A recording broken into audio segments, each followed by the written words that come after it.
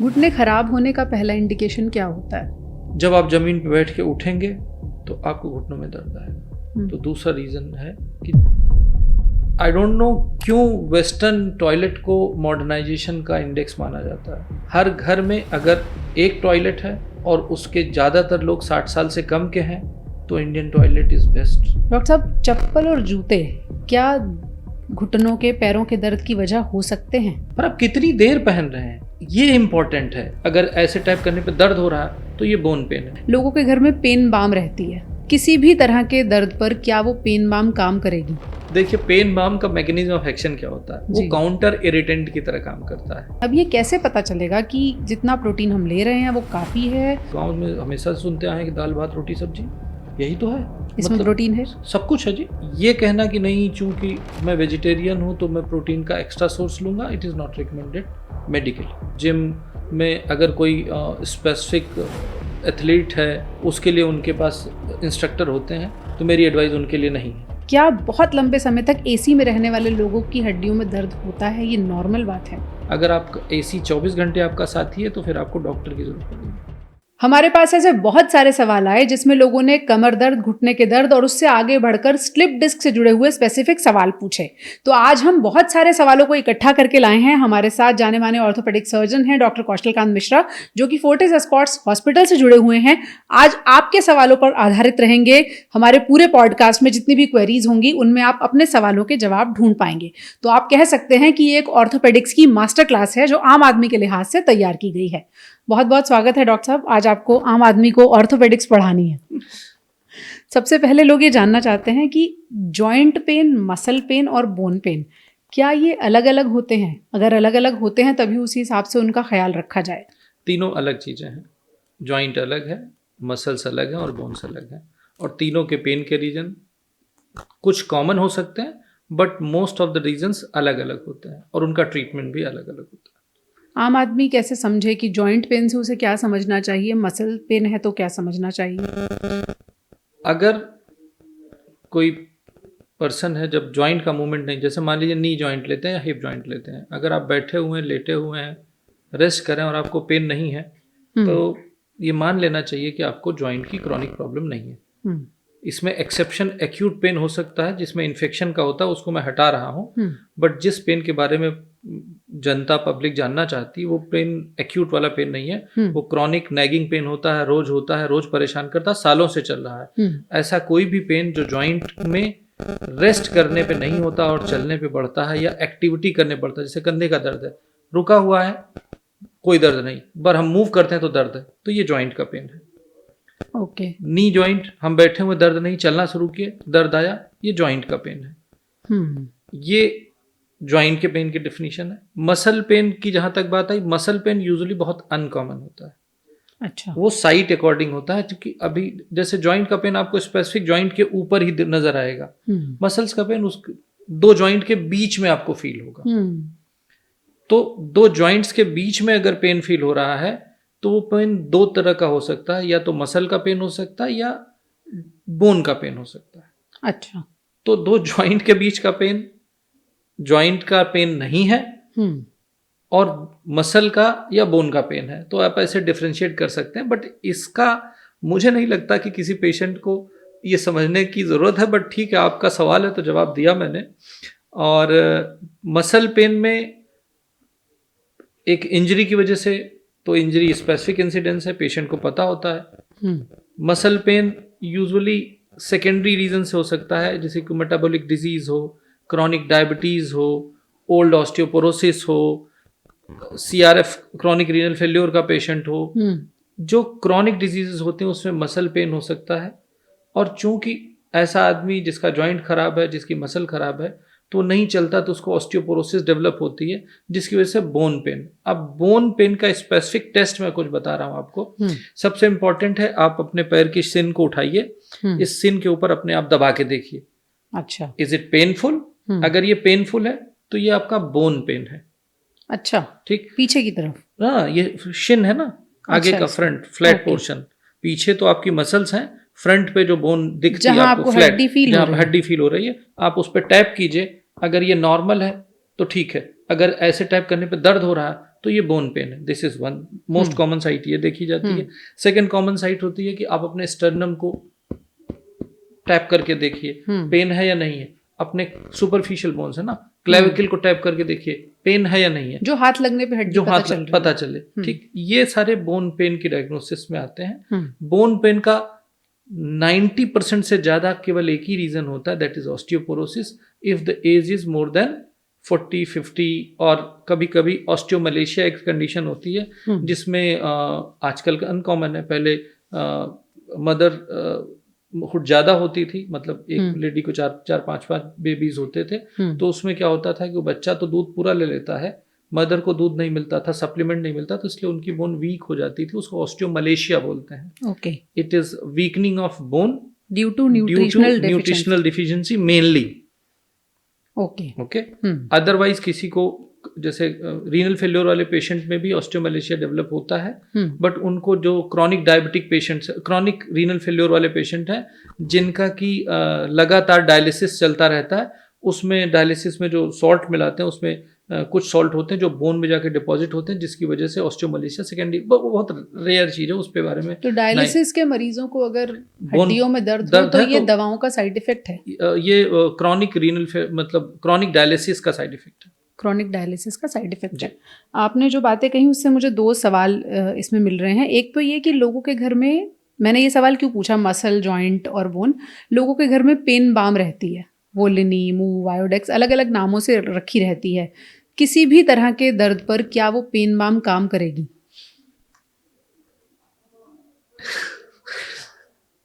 देखिए, pen balm का mechanism of action क्या होता है, वो काउंटर इरिटेंट की तरह काम करता है। अच्छा, यानी कि आपको कहीं दर्द स्पेसिफिक पॉइंट पे हो रहा है तो आप पूरे पे जेल लगा लेते हो तो पूरा एरिया बर्न करने लगता है, तो आपका पेन का sensation to the brain mask हो जाता है। उसमें कुछ मेंथॉल जैसा रहता हाँ, भी है। तो वो इरिटेट करता है, तो वो जो पेन की मास्किंग हो जाती है तो पेशेंट को लगता है रिलीफ मिल गया। उसकी वजह से कॉज ठीक नहीं होता है बट पेशेंट का पेन रिलीफ हो जाता है। वो मसल रिलैक्सेंट है पेन बाम या नहीं? नहीं। वो क्या कर रही हैं? वो कुछ जैसा मैंने बताया, काउंटर इरिटेंट पहला कि पूरी नर्व सेंडिंग जिस एरिया में लगाया जाता है उनको बर्निंग सेंसेशन होता है, बर्निंग सेंसेशन से ब्रेन में एक मास्किंग हो जाती है, क्योंकि एक एरिया पूरे एरिया में डिफ्यूज हो जाता है तो ब्रेन कंफ्यूज हो जाता है और आपको पेन का सेंसेशन कम होने लगता है। ऐसा नहीं कि मैं नहीं यूज करता, हर आदमी यूज करता है। जैसे उसका जो मैं कॉमन यूज बता दूं, जैसे कभी कभी आप थक गए, शाम को आपको नेक पेन हुआ, आप उस पर लगा लीजिए, दैट्स ओके। लोग अक्सर यहाँ लगा सकते हैं। किसी को बैक पेन है, क्रॉनिक है, बीमारी नहीं है, नॉर्मली डॉक्टर को दिखाया, फिट है, थोड़ा बहुत बैक पेन हुआ, उस पर लगा लीजिए। मैं उसको मना नहीं कर रहा हूँ, बट उसका कोई ट्रीटमेंट वैल्यू नहीं है, वो केवल आपके पेन को रिलीफ करता है। कुछ देर के लिए आपको राहत मिल जाएगी, फिर दर्द चला जाएगा। हाँ, यानी वो क्रीम ने अपना काम कर दिया। अब आपने दूसरा जिक्र किया महिलाओं में ऑस्टियोपोरोसिस होने का। महिलाओं में ही ऑस्टियोपोरोसिस ज्यादा होता है या पुरुषों को भी होता है? दोनों को होता है, महिलाओं को ज्यादा होता है क्योंकि महिलाओं में हार्मोनल चेंज होते हैं। पोस्ट मीनोपॉज के बाद ईस्ट्रोजन लेवल कम हो जाता है, जिसकी वजह से पोस्ट मीनोपॉज यानी करीब 42 साल से लेकर 52 साल के बीच में 90% महिलाओं का मीनोपॉज हो जाता है। ऐसी महिलाओं को चूंकि उनको मीनोपॉज पहले होता है, ऑस्ट्रोजन विड्रॉल होता है, जिसकी वजह से उनकी हड्डियां वीक पहले होने लगती हैं। एक 60 साल का आदमी और एक 60 साल की महिला में, 60 साल की महिला में ऑस्टियोपोरोसिस मिलेगी, 60 साल के आदमी में ऑस्टियोपोरोसिस अनकॉमन है या नहीं मिलेगी। लेकिन होगी पुरुषों में भी? पुरुषों में भी होगी। जो मीनोपॉज के बाद करीब 60 ईयर्स पे ऑस्टियोपोरोसिस का लेवल होगा, वो अगर एक फिट आदमी है तो उसमें 70 प्लस के बाद होगा, मतलब वो एज रिलेटेड ऑस्टियोपोरोसिस होगी। होता क्या है कि फीमेल्स में अर्ली ऑस्टियोपोरोसिस क्यों होती है, क्योंकि 45 ऑन एवरेज 45 to 50 के बीच में मेनोपॉज होता है, तो हार्मोन विड्रॉल होता है, तो उसकी वजह से उसकी हड्डियां वीक होनी शुरू हो जाती हैं। जबकि एजिंग प्रोसेस अगर हम कहें, जो ओल्ड एज एक नॉर्मल फिट आदमी को माना जाता है तो 60 प्लस पे होता है। तो ये जो 45 to 60 के बीच की जर्नी है जो बिना हार्मोन के चली, उसमें हड्डियां तो कमजोर हो ही रही ना, और 60 के बाद वो उसी स्पीड से नॉर्मल, 60 के बाद मेल फीमेल में कोई फर्क नहीं रहता बॉडी के मेटाबॉलिज्म में, ऑलमोस्ट 99%। तो उसके बाद तो वो एज की वजह से अपने आप डिजनरेट करती है। तो एक चीज पहले से डिजनरेटेड है, वो और डिजनरेट करती है, तो होती दोनों में है, बट पुरुषों में ये प्रॉब्लमेटिक कम होती है, महिलाओं में ये प्रॉब्लमेटिक ज़्यादा होती है। And after the age of 75-80 bone दोनों में ऑस्टियोपोरोसिस का इंसिडेंस ऑलमोस्ट सिमिलर ही माना जा सकता है। तो क्या मेनोपॉज के दौरान महिलाओं को जब ईस्ट्रोजन विड्रॉल हो रहा है उस दौरान क्या सप्लीमेंट्स लेने शुरू कर देने चाहिए? ऑस्टियोपोरोसिस से बचने के लिए क्या करना चाहिए? सबसे पहला ऑस्टियोपोरोसिस से किसी को बचना है तो अपने आप को फिट रखना है। लेकिन अब मेनोपॉज तो एक फिजियोलॉजिकल प्रोसेस है, हार्मोनल प्रोसेस है, उसको बचने के लिए आपको ये समझना पड़ेगा कि मेनोपॉज का प्रोसेस है क्या। Menopause is not single day phenomena. बहुत सारे पेशेंट्स लोगों को ये लगता है कि मेरा आज पीरियड बंद हुआ तो अब मेरा मेनोपॉज हो गया। This is the peak of menopause, क्योंकि हार्मोन एक दिन में स्विच ऑफ नहीं होता। It is slow growing chronic process है। पहले से कम वो हो पहले रहा से ही शुरू हो जाता है। करीब ये समझ लीजिए कि अगर हम मिनिमम 1 साल पहले से लेकर के मिनिमम ड्यूरेशन अगर हम मेनोपॉज का मान लें तो 3 साल होता है मिनिमम, लेकिन मैक्सिमम इट में एक्सटेंड अप टू 7 years। अच्छा जी, मैक्सिमम बताया मैंने, मिनिमम ही बताया मैंने। यानी कि अगर किसी को मार्च 2012 में किसी को पीरियड्स बंद हुए तो यानी कि वो उसका मेनोपॉज हार्मोन का लेवल फॉल होना कम से कम 2 साल 3 साल पहले से कम होने लगता है। उसकी वजह से बहुत सारी फीमेल्स को जो हार्मोन विड्रॉल के सिम्टम्स होते हैं वो सबसे ज़्यादा अनडायग्नोज या मिसडायग्नोज एंटिटी होती है। क्योंकि वो कभी जनरलाइज बॉडी पेन बताती है, फटीग बताती है, अच्छा नहीं लगता बताती है, गुस्सा आने लगता है, चिड़चिड़ापन होता है, ये सारे सिम्टम्स होते हैं। और कभी बॉडी के किसी पोर्शन में तकलीफ, कभी किसी पोर्शन में तकलीफ, वो बेसिकली विड्रॉल की वजह से एक फिक्स कोई कंप्लेन नहीं होती है। इस चक्कर में जो पेरीमेनोपॉजल की वुमेन होती हैं वो कई सारे डॉक्टरों के दरवाजे पे जाती हैं। कभी वो सर दर्द के लिए जाती हैं, कभी वो पसीने के लिए जाती हैं, बिल्कुल, कभी वो थकान के लिए जाती हैं, कभी इरेगुलर पीरियड्स के लिए जाती हैं।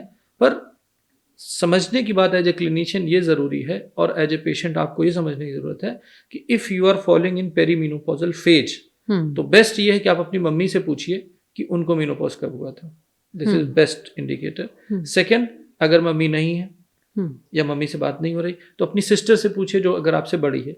अगर आप बड़ी हैं तो हम कुछ नहीं कर सकते। तो उससे आपको एक अंदाजा लग जाएगा कि कब आपके जेनेटिक लेवल पे मेनोपॉज है, और उसके 2 साल पहले और 2 साल बाद तक जो वेग सिम्टम हो, you think it is vague, not confined to one problem vary करे, कभी यहाँ दर्द, कभी वहाँ दर्द, कभी सर दर्द, कभी पसीना, कभी गुस्सा, कभी चिड़चिड़ापन।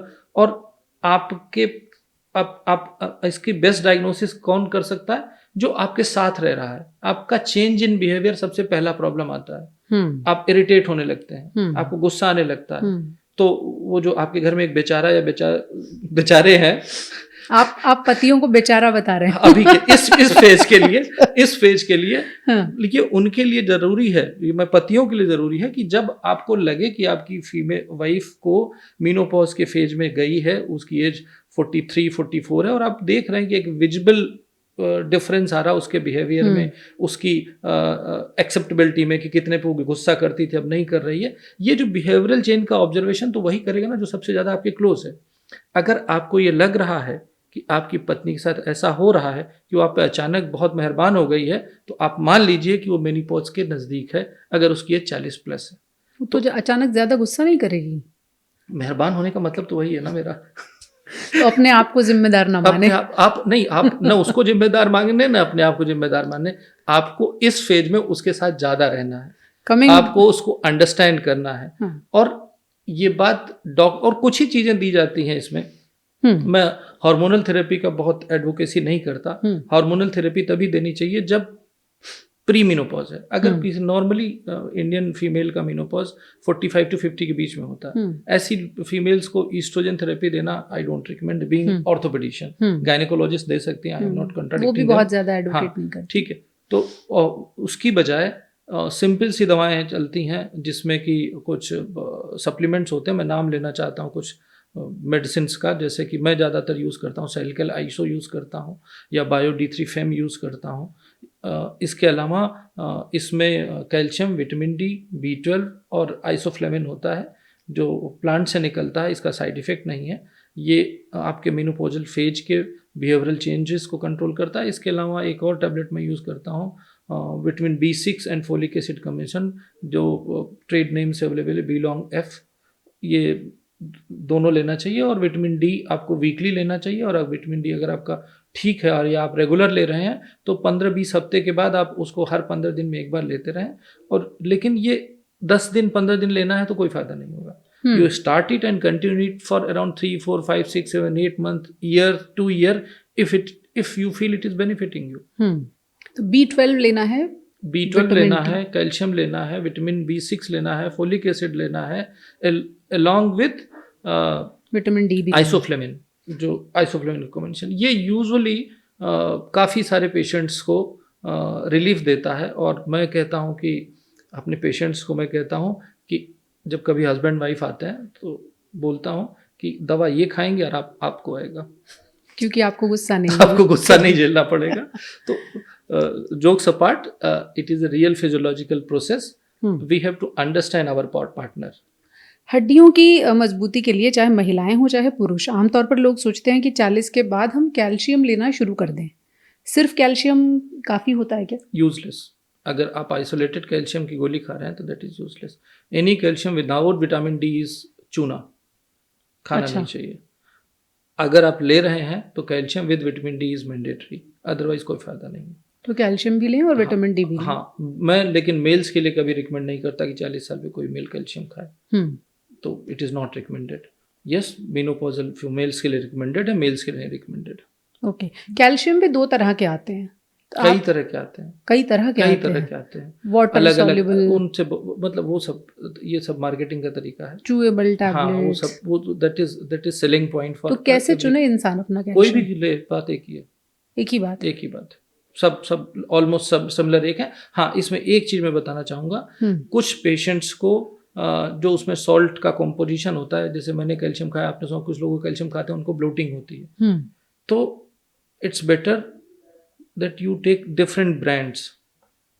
एक ही दवा लगातार ना लें। ना, आपको जैसे आपने कोई भी एक्स कैल्शियम लिया, उसके खाने से आपको ब्लोटिंग हो रही है, आपको गैस्ट्राइटिस बढ़ गई है, तो उस एक्स को हटा करके वाई ब्रांड लीजिए कैल्शियम का, जेड ब्रांड लीजिए कैल्शियम का, थोड़े थोड़े उसमें सॉल्ट चेंज हो, calcium citrate, malate, calcium vitamin के साथ लीजिए, विटामिन B12 के साथ लीजिए, अलग अलग मिलते हैं। जिस टैबलेट से आपको सबसे कम ब्लोटिंग हो वो आप याद कर लीजिए, वो लेते रहिए। अगर इससे एक छोटा सा सवाल इससे जुड़ा हुआ ये है कि कैल्शियम के साथ विटामिन B12 मिक्स आ रहा है, तो अब अलग से विटामिन B12 लें कि नहीं? नो, नॉट एट ऑल, जरूरत नहीं है। विटामिन B12 यूजुअली आप अगर 3-4 हफ्ते तक अगर लगातार B12 ले लेते हैं तो आपका B12 हाई हो जाता है, तो बहुत सारे पेशेंट बहुत परेशान हो जाते हैं। तो उनके लिए मेरा ट्रीटमेंट ये होता है कि मैं कैल्शियम एंड B12 का जो कॉम्बिनेशन होता है, जो मैं लिखता हूँ कैल्शियम एंड B12 का, मैं अल्टरनेट दे देता हूँ। उससे क्या होता है, B12 हाई नहीं होता। नॉर्मली कुछ सॉल्ट्स ऐसे अवेलेबल, कुछ ब्रांड्स ऐसे अवेलेबल जिसमें कैल्शियम एंड B12 लेवल में 500 माइक्रोग्राम कैल्शियम B12 है अलॉन्ग विथ कैल्शियम, तो वो लेने से बहुत नुकसान नहीं होता है। और एक चीज़ और बता दूं, अगर आपका B12 लेवल 2000 भी आ गया है तो आप कुछ मत कीजिए, एक हफ्ते मत खाइए, पानी पीजिए, वाटर सॉल्युबल विटामिन वो बह जाएगा, डरने की जरूरत नहीं। Thank God. अब यहाँ सप्लीमेंट्स की बात हो ही रही है, तो थोड़ा सा और लेवल आगे बढ़ाते हैं। बहुत सारे यंगस्टर्स लेते हैं सप्लीमेंट, खास तौर पर बॉडी बनाने के लिए। उसमें स्टेरॉइड्स भी होते हैं, उसमें प्रोटीन के अलग अलग प्रकार होते हैं जो जिम में अवेलेबल होते हैं। उसके लिए क्या नियम होना चाहिए आम आदमी के लिए भी, और जो जिम में जाकर कसरत कर रहा है और बॉडी बनाना चाहता है उसके लिए भी? देखिए कि एक फिट नॉर्मल आदमी, जो नॉर्मल पब्लिक जो हमारे प्रोग्राम को देखे, जो जिम में अगर कोई स्पेसिफिक एथलीट है या प्लेयर है, उसके लिए उनके पास इंस्ट्रक्टर होते हैं, तो मेरी एडवाइस उनके लिए नहीं है। क्लियर? नॉर्मल पब्लिक को, जिसको कोई एथलेटिक एसोसिएशन नहीं जाना है, किसी गेम्स में नहीं है, इसमें नहीं है, कि एक नॉर्मल हेल्दी आदमी के लिए किसी भी आर्टिफिशियल प्रोटीन सोर्स को लेने की ज़रूरत नहीं है। आपके पास जो नेचुरल हेल्दी डाइट है आपको उससे मिलता है, तो मैं कभी रिकमेंड नहीं करता कि आप प्रोटीन लें। ऐसा माना जाता है कि वेजिटेरियन डाइट से कभी भी प्रोटीन पूरा नहीं होता। अगर वो पर केजी बॉडी वेट के नियम को हम लागू करें, तो क्या वेजिटेरियंस को अपनी डाइट से पूरा प्रोटीन मिल सकता है? 100% मिलता है। मैं प्योर वेजिटेरियन हूँ, मुझे लगता है कि मैं फिट हूँ। और इसके अलावा आप समझिए कि वेज में सारे ऑप्शंस अवेलेबल हैं। अगर कोई प्रोटीन लेना चाहता है तो पनीर ले सकता है, सोयाबीन ले सकता है, दाल ले सकता है, नट्स ले सकता है। ये सारी चीज़ें प्रोटीन की सोर्स हैं, बहुत सारी चीज़ें। पर ये कहना कि नहीं चूंकि मैं वेजिटेरियन हूँ तो मैं प्रोटीन का एक्स्ट्रा सोर्स लूँगा, it is not recommended medically.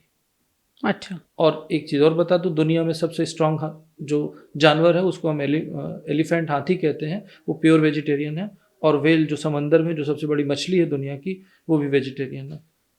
तो ये कहना कि वेजिटेरियन वेज में प्रोटीन नहीं होता, ये मिथ है। अब वो जानवर हैं डॉक्टर साहब, हम इंसान हैं। तो हमारे पास उनसे ज़्यादा खाने के ऑप्शन है। आयुर्वेद में सबसे ज़्यादा एक पूरा मार्केट है कि कैसे आप अपनी इम्यूनिटी को, प्रोटीन की कमी को पूरा करने के लिए जड़ी बूटियां ले सकते हैं। आपके पास ऐसे मरीज आते हैं जो आयुर्वेद की जड़ी बूटियां लेने के बाद आप तक पहुंचे, या आप रिकमेंड करेंगे कि लोग ले सकते हैं आयुर्वेदिक जड़ी बूटियां? जहाँ तक मेरी अंडरस्टैंडिंग है, जो लोग जड़ी बूटियां लेते हैं, जो सड़क पे लोग बेचते रहते हैं, उनसे लेते हैं। मैं उसके बारे में नहीं कुछ कह पाऊँगा। आयुर्वेद एक अलग स्पेशलिटी है जिसके बारे में मैं अप्रोप्रिएट आदमी नहीं हूँ कि मैं उस पर कमेंट करूँ, क्योंकि वो एक अपने आप में एक साइंस है।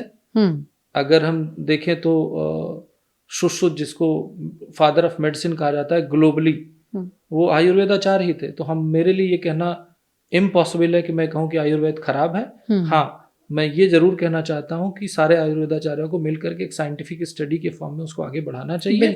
आई don't have any scientific basis to deny it और टू सपोर्ट इट, बट बहुत सारे साइंस के रिसर्च आ रहे हैं जिसमें आयुर्वेद की चीज़ें अच्छी हैं।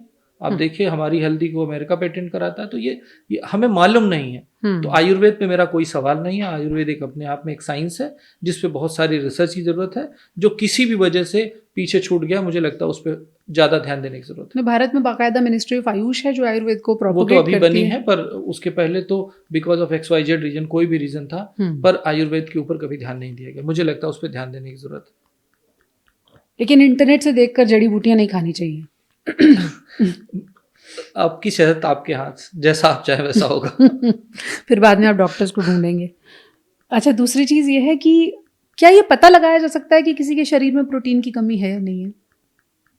मतलब हाँ, बिल्कुल पता लगाया जा सकता है। आदमी को देख के पता लगता है। अगर कोई फिट आदमी है तो नॉर्मली मैं मानूंगा कि उसमें प्रोटीन कमी नहीं है। हाँ, अगर कोई सिक पेशेंट है, सिक पेशेंट में मतलब जैसे क्रॉनिक रीनल फेलियर का पेशेंट है, क्रॉनिक डायबिटीज का पेशेंट है, बहुत दिनों से डायलिसिस है पेशेंट, वो पेशेंट है, कोई ऐसा रीजन है, क्रॉनिक इन्फेक्शन है, पस डिस्चार्ज है, ट्यूबरकुलोसिस है, जिसमें प्रोटीन का कंजम्पशन बॉडी में हो रहा है, तो ऑब्वियसली उसे प्रोटीन डिफिशिएंसी उसकी शक्ल पे दिखेगी।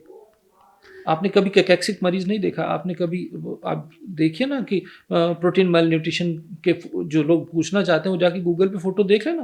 प्रोटीन मालनरिश चाइल्ड कैसा होता है, प्रोटीन मालनरिश फीमेल मेल कैसे होते हैं, पब्लिक कैसे होती है, तो पता चलेगा। प्रोटीन डिफिशियंसी आपके चेहरे से नजर आती है। अच्छा। हाँ, यहाँ पे हम 4-5 लोग जो भी सामने बैठे हुए हैं, किसी को प्रोटीन डिफिशियंसी नहीं है। आप अगर सिक होंगे तो ही प्रोटीन डिफिशियंसी होगी।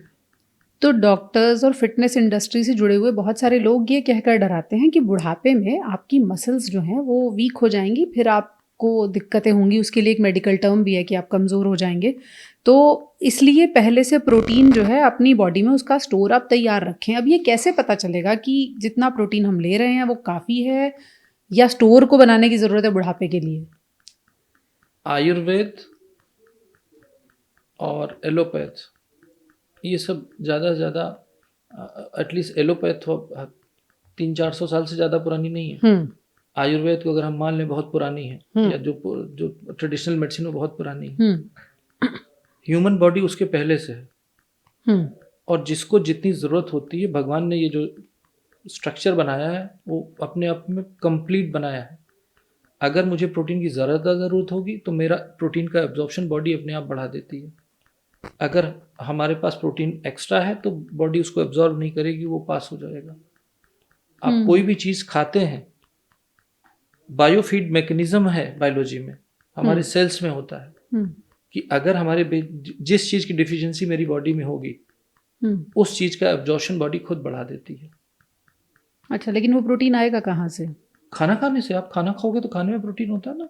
ऐसा माना जाता है ना, भारतीय थाली में कार्बोहाइड्रेट ज़्यादा है, फैट ज़्यादा है, प्रोटीन तो नदारद रहता है। मुझे नहीं लगता कि हम लोग तो गांव में हमेशा सुनते आए हैं कि दाल भात रोटी सब्जी, दही दूध, गुड़, चना, हम्म यही तो है। इसमें मतलब प्रोटीन है। सब कुछ है जी। चना में प्रोटीन हो गया, दाल में प्रोटीन हो गया, दही में प्रोटीन हो गया, ठीक। तो सब्जी तो सब तो बता दिया। तो ये मिथ है, ये मार्केटिंग इंडस्ट्री का अपना एक तरीका है। जैसे सब चीजें बिक रही हैं वैसे वो भी लगे हुए हैं बिकने में। That is okay, but it is not recommended medically. आपका चॉइस है, आपकी अफोर्डेबिलिटी है, आप खाइए, एंजॉय कीजिए, दैट इज ओके। लेकिन इट इज नॉट। अब कोई जिनकी बात आप कर रही हैं वो पॉपुलेशन हिंदुस्तान में ज्यादा से ज्यादा 15% है। 85% प्रोटीन खरीद के खा नहीं सकते हैं, करेक्ट। तो मैं उनके लिए बात कर रहा हूँ। लेकिन जो बात डॉक्टर साहब ने कही है, थाली में से जो चुना है उस पर आपको भी ध्यान देना चाहिए। दाल, दूध, दही और गुड़, दाल, चना, भात, रोटी, सब्जी, गुड़, चना, छाछ, ये आपकी थाली में होना चाहिए, फिर हम इसे मान लेंगे संतुलित थाली है। खाने की बात चली है डॉक्टर साहब, हड्डियों की सेहत के लिए घी कैसा माना जाता है? दो it is a controversial topic.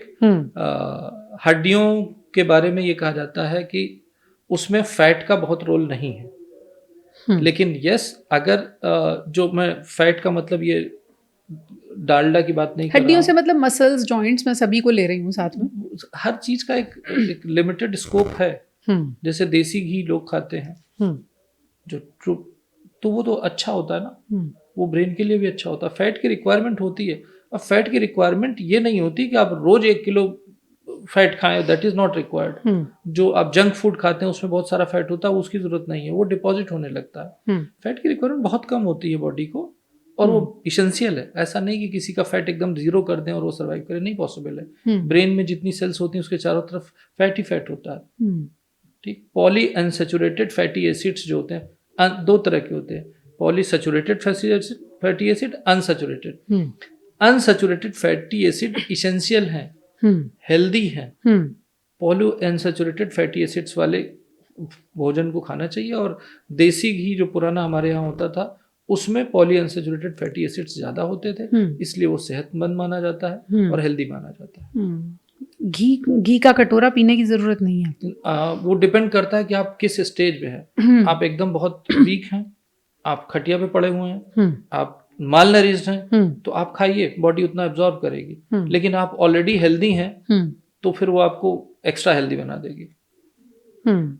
Cigarette और शराब जैसी चीजें बोन हेल्थ के लिए कैसी हैं? सिगरेट एक ऐसी चीज है और शराब भी एक ऐसी चीज है, आप कुछ भी कर, बॉडी की हर मेटाबॉलिज्म को अफेक्ट करता है। Without any explanation, I am saying both are bad for every cell of body, including bone health. क्या ये बात सही है कि बहुत सारी फीमेल्स हड्डियों के दर्द की शिकायत लेकर आती हैं, लेकिन असल में वो स्ट्रेस इंड्यूस्ड होता है, यहाँ दर्द है वहाँ दर्द है? ये यूजुअली पेरीमेनोपॉजल की फीमेल, जो आपको मैंने पहले बताया, ये पेरीमेनोपॉजल की फीमेल का होता है।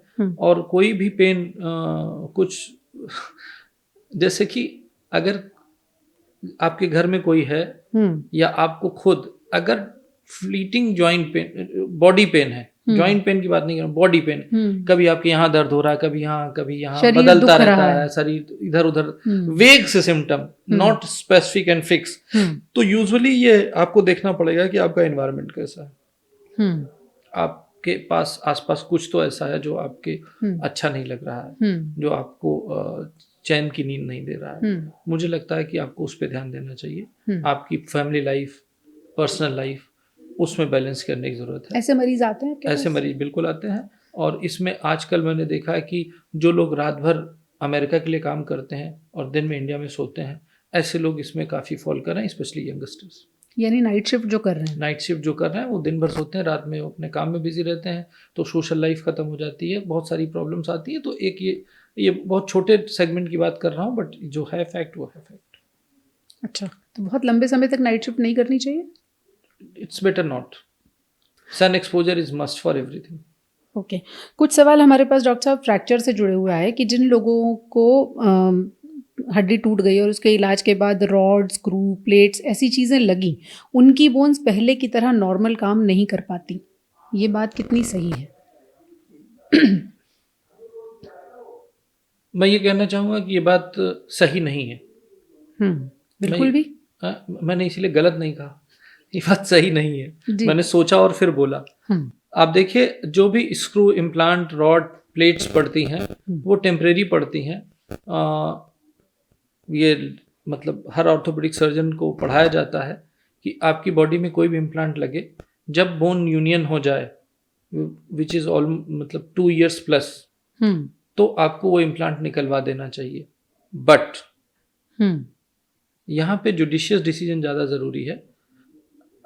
अगर आपका जो इम्प्लांट, मैंने किसी को, मान लीजिए कि यहाँ पे कोई प्लेट लगी हुई है, तो ये प्लेट मैं नहीं निकालता, दो इट इज रिकमेंडेड। अच्छा। Though I am saying it is recommended that remove all the implant except joint replacement. ठीक है। जैसे नी रिप्लेस किया तो वो नहीं रिमूव हो सकता, हिप रिप्लेसमेंट हुआ तो नहीं। मैसेज कुछ गलत ना जाए इसलिए मैं बता रहा हूँ, joint replacement is not replaceable, वो नहीं हट सकते। उसके अलावा जो भी बॉडी में इम्प्लांट है, बेहतर है कि वो हटा दिए जाएं, और आप ये डिसीजन अपने डॉक्टर पे छोड़िए, वो जो डिसाइड करे वो करिए। क्योंकि कभी कभी कैसा होता है कि हम जॉइंट कोई भी इम्प्लांट निकालने जाते हैं और उसके निकालने में हमें ये ज्यादा रिस्क हो कि डैमेज ज्यादा हो जाएगा, तो it's better not to remove. तो उसके पड़े रहने से कोई प्रॉब्लम नहीं? उसके पड़े रहने से इसीलिए मैंने कहा ना, अपर लिम में यूजुअली मतलब पेल्विस के ऊपर वाले पार्ट में या पेल्विस में तक कोई प्रॉब्लम नहीं करता, लेकिन बिलो नी, जिसमें मतलब बिलो पेल्विस, हिप हुआ, फीमर हुआ, थाई बोन, लेग बोन, ये सारी जगहों पे जो वेट बेरिंग पोर्शन है, वहां से इम्प्लांट निकालना बेहतर होता है। क्योंकि जहां जिस जगह पे इम्प्लांट, जितनी देर तक इम्प्लांट रहता है जिस एरिया में, उसके ऊपर का एरिया वीक है, उसके नीचे का भी एरिया वीक है, तो अगर आप गिरेंगे तो उस जंक्शन से टूटेगा, तो उसका रिपेयर डिफिकल्ट होता है। अच्छा, तो कितने समय बाद ये फैसला लिया जाए? 2 साल के बाद। नॉर्मल स्क्रू या वायर्स हैं उनको नहीं निकालना? स्क्रू है छोटे मोटी चीज, मैं इसलिए मैं बड़ा समरी में बोलना चाहूंगा एक बार फिर, क्योंकि कंफ्यूजन नहीं होना चाहिए। Ideally all the implant should be removed except joint replacement implant. All other implant should be removed if your doctor is ready and advising. ये केस टू केस बेसिस पर डिसाइड होता है, लेकिन वो इंसान नॉर्मली काम कर सकता है, सब कुछ कर सकता है, उसकी बोन्स पहले जैसी हो भाग सकते हैं, सब कुछ कर सकते हैं, देयर इज नो रिस्ट्रिक्शन। क्या ऐसा भी होता है कि इस तरह की चीजें लगी हो तो एमआरआई नहीं कराया जा सकता? ये एक आजकल अच्छे इम्प्लांट आ गए हैं, टाइटेनियम के इम्प्लांट आ गए हैं, और डिफरेंट टाइप के स्टेनलेस स्टील भी डेवलप हो चुके हैं जो एमआरआई कॉम्पिटेबल है। और अगर आपकी बॉडी में कोई इम्प्लांट पड़ा है तो एमआरआई हो सकता है। Only 2 absolute contraindications are, 2 चीजें ऐसी हैं जिसके बाद एमआरआई बिल्कुल नहीं कराना चाहिए। एक कॉक्लियर इम्प्लांट, अगर आपके बॉडी में कॉक्लियर इम्प्लांट है तो आपको एमआरआई नहीं कराना चाहिए। दूसरा, कभी कभी वो न्यूरोसर्जरी वाले या कार्डियक वाले कुछ स्टंट डालते हैं जो मेटेलिक स्टंट होते थे, मेटेलिक वूल्स आते थे, न्यूरोसर्जन यूज करते थे। अगर ये पड़े हैं तो these two are absolute contraindication for MRI. Rest all depending on कि आप, जैसे कि आपके नी में इम्प्लांट पड़ा है तो आपके नी का एमआरआई नहीं हो सकता, आपकी पूरी बॉडी का एमआरआई हो सकता है। अगर पैर में रॉड स्क्रू कुछ है तो सब तब एमआरआई हो सकता है, बट उस एरिया का करोगे तो quality of MRI image will not be good, but बाकी पूरी बॉडी का एमआरआई आपका ठीक से हो सकता है। ओके, लेकिन even then I am saying talk to your doctor. Okay. घुटनों के केस में कुछ लोगों के सवाल थे कि किस उम्र में जाकर ये टेंशन लेनी चाहिए कि घुटने खराब होने की नौबत आ सकती है, और क्या इसमें भी एज ग्रुप और जेंडर इससे फर्क पड़ता है? जी हाँ, सबसे पहली चीज है एक्टिविटी। अगर आप एक्टिव हैं, फिट हैं, रेगुलर वॉक कर रहे हैं, सब कुछ कर रहे हैं, और आपकी एज 50-60 साल तक है और आपको घुटनों में कोई प्रॉब्लम नहीं है, तो do not cross check your knee. सब ठीक है, सब ठीक। क्योंकि एजिंग का चेंज आएगा, आप उसको स्टॉप नहीं कर सकते। तो अगर आपको आपका जॉइंट नॉक नहीं कर रहा तो you don't knock the joint. ठीक है, मतलब आपको कुछ परेशानी नहीं है तो आपको कुछ नहीं करना चाहिए, आपकी जिंदगी चलती रहनी चाहिए। किन लोगों दूसरा सवाल आपने पूछा था कि मेल फीमेल, फीमेल्स में ये ज्यादा जॉइंट का प्रॉब्लम मिलता है as compare to male, slightly more है। उसके बायोलॉजिकल रीजंस हैं एंड एक्टिविटी रीजंस हैं। बायोलॉजिकल रीजन आपको पता है, हार्मोनल, हर महीने का साइकिल और फिर मेनोपॉज, ये एक रीजन होता है। दूसरा जो वैसे तो अब यूनिसेक्स का जमाना है, बट फिर भी मोस्ट ऑफ द प्लेसेस में females as compare to males ज़्यादा फिजिकल एक्टिविटी में इन्वॉल्व नहीं होती हैं। मैं उनको नहीं कह रहा हूँ जो वर्किंग है, मैं नॉर्मल पब्लिक तो नॉन वर्किंग है ना, तो नॉन वर्किंग पॉपुलेशन में अगर एक नॉन वर्किंग मेल है, एक नॉन वर्किंग फीमेल है, तो फीमेल में ऑर्थोपेडिक प्रॉब्लम रिलेटिवली ज़्यादा होती है। एक सेकेंड, अगर एक नॉन वर्किंग मेल है और वर्किंग फीमेल है, ठीक, तो अगर मीनोपॉज की एज को हटा दिया जाए तो जो नॉन वर्किंग मेल है उसमें ऑर्थोपेडिक प्रॉब्लम ज्यादा होगी। यानी कि आप जितना ज्यादा काम करोगे आप उतना फिट रहोगे। एक्टिविटी इज द की, चलोगे तो चलोगे। घुटने खराब होने का पहला इंडिकेशन क्या होता है? जब आप जमीन पे बैठ के उठेंगे तो आपको घुटनों में दर्द आएगा, दिस इज वन। पर आजकल लोग जमीन पे नहीं बैठते। तो दूसरा रीजन है कि जब आप स्टेयर क्लाइंबिंग करते हो और क्लाइंबिंग में आपको पेन आ रहा है, तो ये दो कॉमन इंडिकेशन है एज रिलेटेड डिजनरेशन का। मैं इसमें स्पोर्ट्स इंजरी या इंजरी को कंसीडर नहीं कर रहा हूँ। एथलीट्स को हम साइड में रख रहे हैं अभी। तो जिन लोगों को मान लीजिए स्टेयर्स चढ़ते हुए ये इंडिकेट होने लगा कि घुटने जो है परेशान कर रहे हैं या ज़मीन पे उठना बैठना मुश्किल हो गया, बहुत सारे लोग आलती पालती मारकर नहीं बैठ पाते, क्या एक्सरसाइज करने से उस समस्या को रोका जा सकता है? वहाँ पर बहुत सारे लोग सोचते हैं कि नहीं अभी डॉक्टर के पास नहीं जाते, कुछ एक्सरसाइज कर लेते हैं तो कुछ साल 2 साल हमारे निकल जाएंगे। आप देखिए, पहली चीज ये कि आपको ये समझना पड़ेगा कि विच डिस्कम्फर्ट और pain of the your joint is significant. अगर कोई भी पेन आया, आकर के 10-15 दिन रहा और 1 महीने में चला गया, तो you should not worry about that. If your age is less than 40 years, you should not worry about that. लेकिन अगर आप 40 प्लस के हैं और आपको वही तकलीफ जब भी आप जमीन बैठते हैं हर बार होती है और ये कई महीनों से हो रही है, महीनों का मतलब कम से कम 6 weeks प्लस हो या मिनिमम 3 weeks प्लस हो, तो आप ये समझिए कि आपको जॉइंट में कुछ इश्यूज हैं, आपको डॉक्टर को दिखाना चाहिए। एक और समस्या जो आज के मॉडर्नाइजेशन की हो रही है, आजकल सभी जगह जो नए कबूतर खाने बन रहे हैं, मतलब मैं मल्टी स्टोरीज बिल्डिंग की बात कर रहा हूँ जी। आई डोंट नो क्यों वेस्टर्न टॉयलेट को मॉडर्नाइजेशन का इंडेक्स माना जाता है।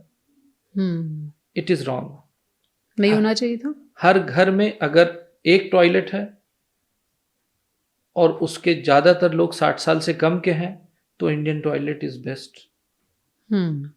और अगर 2 टॉयलेट हैं तो आपका एक इंडियन टॉयलेट होना चाहिए, एक वेस्टर्न टॉयलेट होना चाहिए। क्यों? इंडियन टॉयलेट से क्या फ़ायदा है? इंडियन टॉयलेट से ये फ़ायदा है, इंडियन टॉयलेट से सबसे बड़ी चीज़ है आपका हिप जॉइंट प्रॉपर मूव करता है, पूरी फ्लेक्सिबिलिटी आ जाती है, सारे जॉइंट की सारी मूवमेंट, सारी मसल्स काम करती हैं, नी जॉइंट में पूरी फ्लेक्सिबिलिटी रहती है, आपको कॉन्स्टिपेशन का प्रॉब्लम नहीं होता है, आप जमीन पे बैठ के खाना खाते हैं तो आपका डाइजेशन बेहतर होता है। तो ये कई सारे फैक्टर हैं जो बिकॉज ऑफ वेस्टर्नाइजेशन हम उसको एक्सेप्ट करते हैं और उसको मानते हैं कि डेवलपमेंट का इंडेक्स है, विच इज नॉट। मेडिकली अगर आपकी एज, आपको जॉइंट पेन नहीं और आपकी एज 50 साल से कम है तो Indian toilet is best toilet. Even if you see according to the hygiene, Indian toilets are better hygienic than western toilet if we are going to public toilet. और आप सोचिए अब वो टॉयलेट्स गायब हो चुकी हैं और एक्सरसाइज में मलासन करते हैं हम लोग ताकि मोबिलिटी बनी रहे। डॉक्टर साहब, चप्पल और जूते क्या घुटनों के, पैरों के दर्द की वजह हो सकते हैं? 99% नो।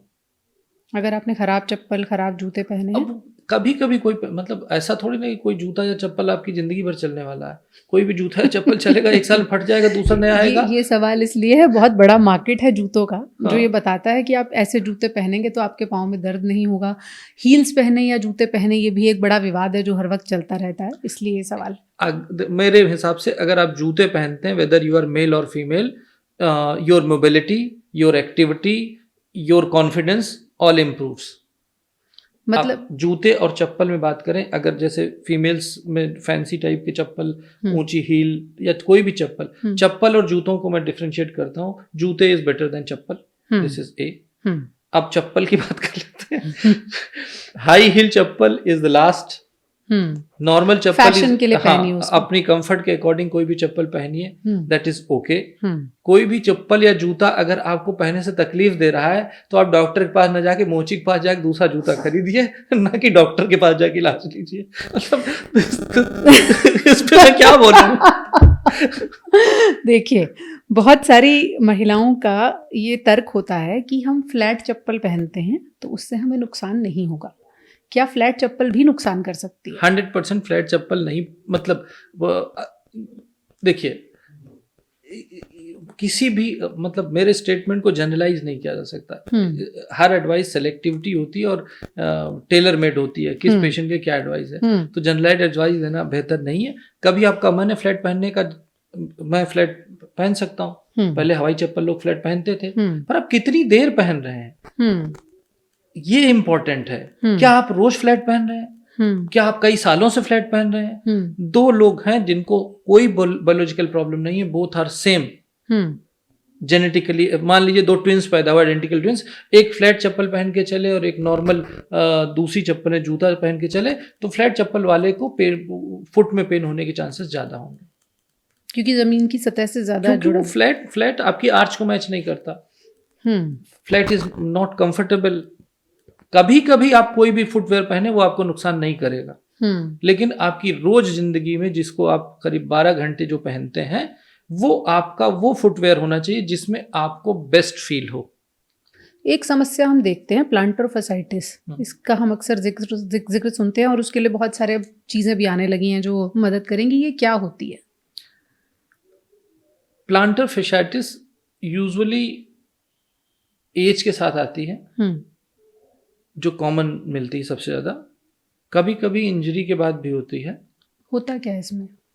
एक्चुअली जो हमारा फुट होता है वो फुट में एक आर्च होती है. आप देखें अंदर की तरफ एक कर्व्ड होता है जी. अगर आप उसको धनुष आप सोचें,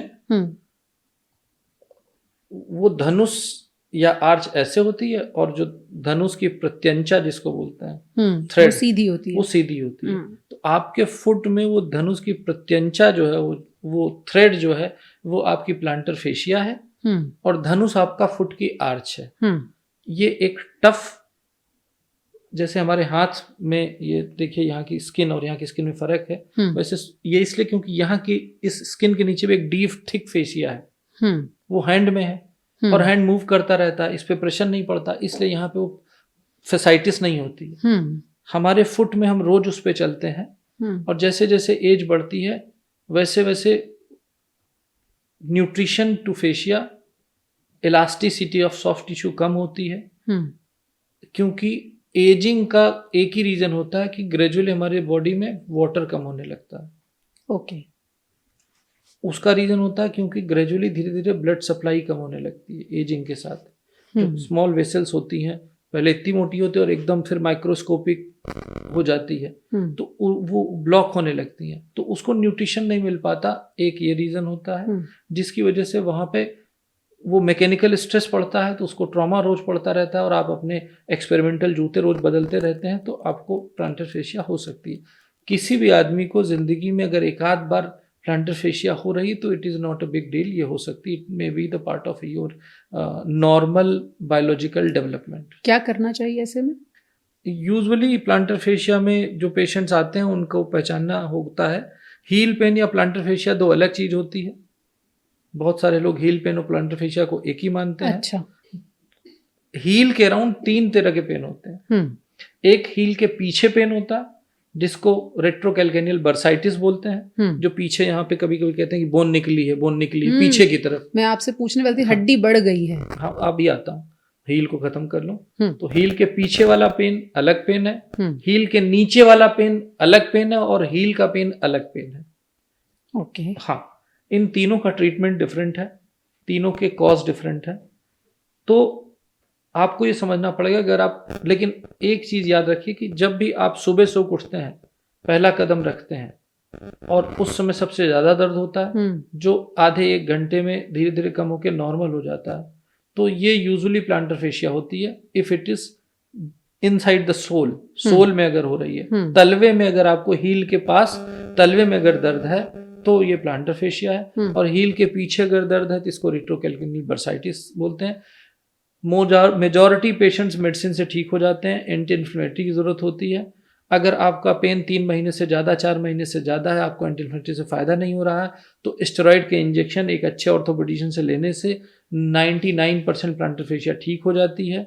हील पेन अपने आप में एक अलग एंटिटी है। जैसे हमारा हेडेक होता है, आता है 1-2 घंटे 3 घंटे, माइग्रेन 2-3 दिन में चला जाता है, वैसे हील पेन मंथ्स में आता है और मंथ्स में जाता है। इसके लिए टेम्परेरी ट्रीटमेंट की जरूरत होती है जो ठीक हो जाता है। All the 3 are non serious problem. तो ये जो लोग बोलते हैं हड्डी बढ़ गई है, वो क्या होता है? हड्डी बढ़ना, देखिए डॉक्टर्स उसको किस तरह से देखते हैं? नहीं, हड्डी बढ़ जाती है सच में? मेजॉरिटी जगह हड्डी नहीं बढ़ती है।